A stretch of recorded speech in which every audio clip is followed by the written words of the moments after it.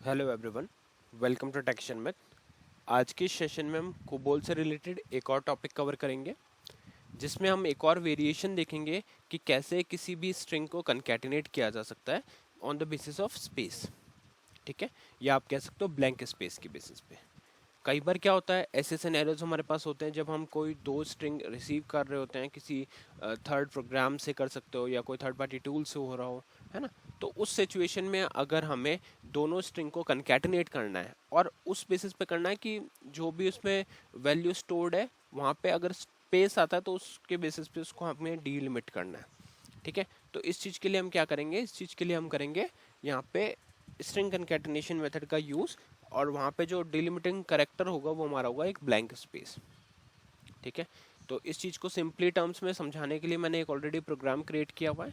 अपन उस प्रोग्राम को walk through करेंगे, एक एक लाइन समझेंगे कि क्या क्या लॉजिक वहाँ पे लिखा हुआ है, और फिर उसी बेसिस पे हमारे आउटपुट को भी समझेंगे कि जो इनपुट हमने दिया उसका आउटपुट क्या आया। ठीक है, तो आई थिंक अभी हमें स्टार्ट करना चाहिए। तो यहाँ पे देखो, आप एक प्रोग्राम ऑलरेडी क्रिएट हुआ हुआ है TestPGM1 से, इसको मैं एडिट मोड में ओपन कर लेता हूँ। यहाँ पे हमने सबसे पहले आइडेंटिफिकेशन डिवीजन डिक्लेयर किया है। आइडेंटिफिकेशन डिवीजन कौन सा डिवीजन होता है, जहाँ पे हम program identity related information store करके रखते हैं। ठीक है, तो यहाँ आप देख सकते हो प्रोग्राम आईडी है, जो टेस्ट पीजे मैंने वो क्या डिनोट कर रहा है, प्रोग्राम के नेम को। ऑथर है, टेस्ट टेक्शन मेथ है ना, ये क्या डिनोट कर रहा है, ऑथर के नेम को। तो इस तरह से हम प्रोग्राम आइडेंटिटी रिलेटेड इन्फॉर्मेशन को यहाँ पे स्टोर करते हैं। साथ में आप क्या देख रहे हो, साथ में हमारे पास एक कुछ हमने ब्लैंक स्पेसेस रखे हैं। इसका अगर आपको अभी क्लियर नहीं है कि क्यों रखा हुआ है, तो आप इसका कोबोल प्लेलिस्ट में ही आपको एक सेशन मिलेगा, पोजीशनिंग और basic structure of COBOL program, वो आप देख सकते हो। क्योंकि है ना, उसमें वहाँ पे हमने ये सारी चीज़ें ऑलरेडी डिस्कस की हुई है कि कौन सी वैल्यू कहाँ लिखनी होती है, पोजीशनिंग क्या होनी चाहिए, कब स्पेस रखना होता है। ठीक है, ये सारी चीज़ें ऑलरेडी बेसिक वाले पार्ट में डिस्कस हो चुकी है। इवन जो भी सेशंस आप लोग देख रहे हो ये प्रॉपर सीक्वेंस में है, तो इसीलिए आप लोगों के लिए बहुत ईजी रहेगा अगर आप स्टार्टिंग से सेशन को फॉलो करो। वहाँ पे आपको पूरा ये चीज़ एक प्रॉपर सीक्वेंस और सिंक में मिलने वाला है। ठीक है, अभी के लिए मेन टॉपिक जो हमारा वो है स्ट्रिंग अलाइनमेंट, तो स्ट्रिंग हैंडलिंग, तो उसको अभी हम वर्क इसमें देखने वाले हैं। ठीक है, ओके। तो आइडेंटिफिकेशन डिवीजन क्लियर हो गया कि यहाँ पे आपने प्रोग्राम आईडी से प्रोग्राम के नेम को रिप्रेजेंट कर दिया और ऑथर के नेम में ऑथर आ गया। ठीक है, इसके बाद में आप चाहो तो और भी यहाँ पे इंफॉर्मेशन रख सकते हो जो प्रोग्राम की आइडेंटिटी बताए, जैसे मॉडिफिकेशन डेट कब है ना, ये सब चीज़ें आप रख सकते हो। बट अभी के लिए मैं इतने ही वैल्यूज़ के साथ प्रोसीड कर रहा हूँ। फिर लाइन नंबर 5 से लाइन नंबर 7 तक हमने क्या किया हुआ है, हमने एक कमेंट लाइन स्टार्ट किया हुआ है। ठीक है, तो ये 3 कमेंट लाइन आपको मिलेगी यहाँ पे। कमेंट कैसे स्टार्ट होता है, जब भी आप एस्ट्रिक रखते हो 7th पोजीशन पे, है ना, ये हमारा 7th पोजीशन है। अगर आप यहाँ से काउंट करोगे तो 1 2 3 4 5 6 और 7, तो 7th पोजीशन पे जब आप एस्ट्रिक रखते हो तो उसके बाद में जो भी आप लाइन लिखोगे वो एज ए कमेंट ही कंसिडर होगी। इन केस अगर आपके कमेंट्स वाइट कलर में नहीं आ रहे हैं तो कोई प्रॉब्लम नहीं है, क्योंकि यहाँ पे मैंने कुछ सेटिंग्स ऐसे इंप्लीमेंट की हुई है जिसकी वजह से ये वाइट कलर में शो हो रहा है। बट अगर आपका जो नॉर्मल कलर है उसमें भी आ रहा है तो कोई प्रॉब्लम नहीं है, आप वैसे भी कमेंट को लिख सकते हो। ठीक है, अभी के लिए आप कलर पे फोकस नहीं करना। फिर लाइन नंबर 9 से हमने स्टार्ट कर दिया डेटा डिवीजन। अब डेटा डिवीजन क्या होता है, देखो डेटा डिवीजन के अंदर हमारे पास होता है वर्किंग स्टोरेज सेक्शन। उस वर्किंग स्टोरेज सेक्शन के अंदर जितने भी वेरिएबल्स आप प्रोग्राम में यूज़ करने वाले हो वो सब यहीं डिक्लेयर होंगे। ठीक है, जो भी डेटा वेरिएबल होंगे वो यहाँ पे आप डिक्लेयर करोगे और उन्हीं को आप फिर प्रोग्राम में थ्रू आउट यूज़ करने वाले हो। तो यहाँ पे लाइन नंबर 12 पे हमारे को एक वेरिएबल दिख रहा है जिसको डिक्लेयर करने के लिए आपको सबसे पहले डेटा हायरार्की मेंटेन करनी होती है। तो यहाँ पे डेटा हायरार्की में हमने शो किया 0 1, जो शो कर रहा है हाईएस्ट हायरार्की। str1 जो हमारा वेरिएबल नेम हो गया, या आप कह सकते हो डेटा नेम हो गया। फिर हमने लिखा PIC x(10). तो डेटा नेम और वेरिएबल नेम क्या होता है, देखो जब भी इस वेरिएबल को आपको यूज़ करना होगा कहीं भी प्रोग्राम में तो आप इसी नेम से इसको रेफर करोगे। फिर हमारे पास आता है PIC जो डिनोट करता है पिक्चर क्लॉज को, x(10) जो है वो डिनोट कर रहा है साइज़ और उसके डेटा टाइप को। तो साइज़ हो गया 10 और डेटा टाइप हो गया अल्फा न्यूमरिक। फिर हमने यूज़ किया वैल्यू क्लॉज। वैल्यू क्लॉज में क्या होता है, वैल्यू क्लॉज के अंदर आप जो भी वैल्यू आपको लिखना है एक वेरिएबल के अंदर स्टोर करवाना है, इनिशियलाइज कराना है, वो आप यहाँ पुट कर दोगे। ये हमेशा ऑप्शनल होता है बट इस एग्जांपल में हमारे को इसकी नीड है तो हमने दोनों वेरिएबल्स में वैल्यूज़ को स्टोर किया है।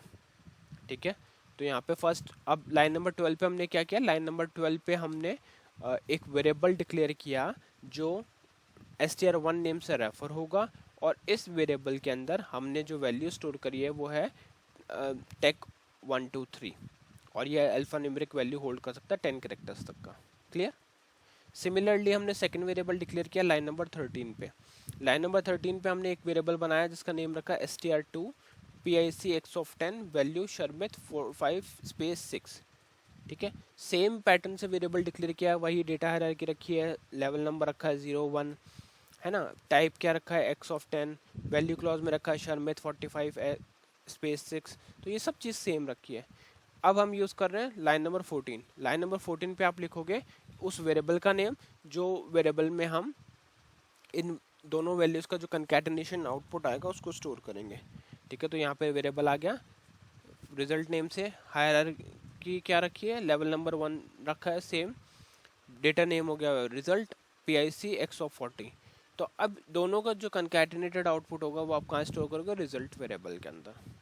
ठीक है, फिर हमारे पास आता है प्रोसीजर डिवीजन। प्रोसीजर डिवीजन क्या होता है, देखो जब भी आप कोई भी प्रोग्राम लिखते हो उसका जो मेन लॉजिक पार्ट होगा वो कहाँ पे स्टोर होगा, वो होगा प्रोसीजर डिवीजन के अंदर। तो यही हमारा वो प्रोसीजर डिवीजन है जिसके अंदर हम हमारा मेन लॉजिक लिख रहे हैं।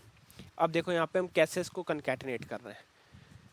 पहले रिक्वायरमेंट बता देता हूँ थोड़ी सी। देखो दोनों वेरिएबल में कुछ वैल्यूज स्टोर है, हमारी रिक्वायरमेंट ये है कि हमें यहाँ से फर्स्ट वेरिएबल से वो वैल्यू पिक करने हैं जब तक स्पेस ना आ जाए। तो TECH उसके बाद स्पेस आ गया तो यहाँ रुक जाना है। तो एक पार्ट तो ये हो गया, इसको कंकैटिनेट करेंगे दूसरे वेरिएबल के वैल्यू से, जहाँ पे भी स्पेस आएगा वहाँ रुक जाएगा, तो ये हो गया। तो इन शॉर्ट दो वैल्यूज हमारे पास आएगी, टेक और शर्मित, तो वही हमारे को आउटपुट में स्टोर करवाना है। तो उसके लिए आप क्या लिखोगे, सबसे पहले लिखोगे स्ट्रिंग स्पेस दे के str1 जो हमारा डेटा नेम या वेरिएबल नेम है, डिलिमिटेड बाय स्पेस। यहाँ पे आप देख रहे हो ब्लैंक कैरेक्टर है ये हमारा, है ना। हमने एक एग्जांपल में स्पेस का भी देखा था, बट यहाँ पे ब्लैंक कैरेक्टर है। तो दोनों मेथड्स आपको पता होने चाहिए, जैसी भी आपकी नीड है उस अकॉर्डिंग आप वहाँ पे उसको यूज़ कर सकते हो। ठीक है, तो यहाँ पे हमने डाल दिया str1 delimited bye blank space, और फिर आ जाएगा सेकेंड वेरिएबल का नेम जो है str2 डिलिमिटेड बाय फिर से ब्लैंक स्पेस इनटू रिजल्ट, तो यहाँ आ जाएगा आपका रिजल्ट वेरिएबल, और बाद में कर दिया एंड स्ट्रिंग। ठीक है, तो यहाँ पे अब आप क्या देख रहे हो, लाइन नंबर 22 पे हम लिख रहे हैं डिस्प्ले कंकैटिनेटेड स्ट्रिंग रिजल्ट।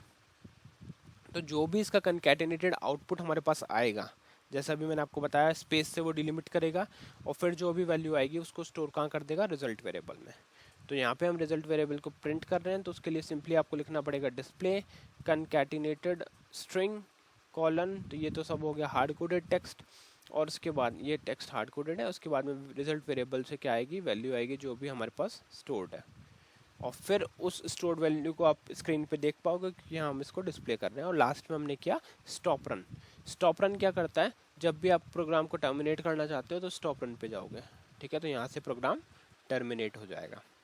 तो अब आपको ये चीज़ क्लियर हो गई होगी कि कैसे हम स्ट्रिंग कंकैटिनेशन कर सकते हैं किसी एक ब्लैंक स्पेस से, और उस ब्लैंक स्पेस के बेसिस पे ही हमने वैल्यू को डिलिमिट किया। तो डिलिमिटेड बाय के काफ़ी सारे अभी तक हमने वेरिएशंस देखे, तो इसका आउटपुट देख लेते हैं। अभी करते हैं फाइल होता है सेव और एग्जिट के लिए, यहाँ से आप 14 लेके इसको कंपाइल कर सकते हो, बट मैं अभी के लिए कंपाइल नहीं करूँगा क्योंकि ये ऑलरेडी कंपाइल्ड है मेरे सिस्टम पे।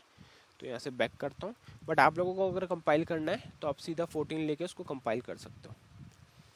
एक बार प्रोग्राम जब कंपाइल हो जाएगा प्रॉपरली, अगर कुछ एरर होगा तो आप स्पूल फाइल से देख के एरर रिजॉल्व कर सकते हो, अदरवाइज आप डायरेक्टली उसको कॉल कर सकते हो अगर वो कंपाइल सक्सेसफुली हो गया है तो यहाँ करेंगे इसको कॉल। जैसे मैंने कॉल किया तो हमारे पास आउटपुट क्या है, कंकैटिनेटेड स्ट्रिंग इज टेक शर्मित, और यही हम एक्सपेक्ट कर रहे थे क्योंकि हमने जो डिलिमिट किया है वो ब्लैंक स्पेस की बेसिस पे किया है, और दोनों वेरिएबल में ब्लैंक स्पेस से पहले जो वैल्यूज़ थी वो यही थी, और इन्हीं को इसने कंकैटिनेट करके हमारे को एज ए आउटपुट शो किया। ठीक है, तो यही मेथड रहता है जिसके थ्रू आप वैल्यू को कंकैटिनेट कर सकते हो दो वेरिएबल के अंदर। अब तक हमने इसके काफ़ी सारे वेरिएशंस देखे डिलिमिटेड बाय में, जैसे एक बार हमने डिलिमिटेड बाय स्पेस किया, फिर डिलिमिटेड बाय कैरेक्टर किया, फिर डिलिमिटेड बाय वेरिएबल किया, और अब हमने किया डिलिमिटेड बाय ब्लैंक स्पेस। ठीक है, तो आज के इस सेशन में इतना ही था। आई होप ये पूरा आपको क्लियर हुआ होगा, और अगर आपको कोई इश्यूज़ आ रहे हैं तो मैं रिकमेंड करूँगा कि आप पूरी प्लेलिस्ट को सीक्वेंसली फॉलो करें, तो वो आपको और ईजी होगा क्योंकि ये सारे सेशन जो हैं वो एक प्रॉपर सीक्वेंस और सिंक में है। ठीक है, तो आज के लिए इतना ही था। नेक्स्ट सेशन में बाकी टॉपिक डिस्कस करेंगे। So thank you for watching tech share में।